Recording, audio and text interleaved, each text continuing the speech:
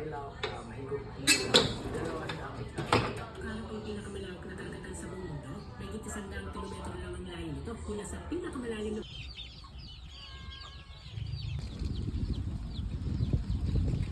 Isang junk nalunod. Para marating ang bahaging pagkakataon nito, magmadang ng mga barkong ito.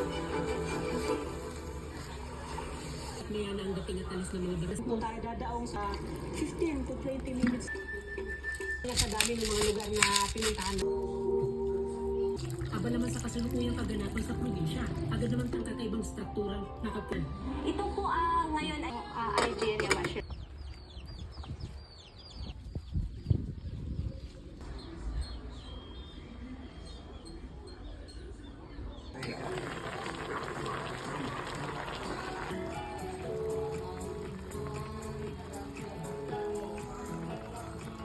Mula dito, ay agad kaming tumungo sa bayan ng Kapaigan para kumuha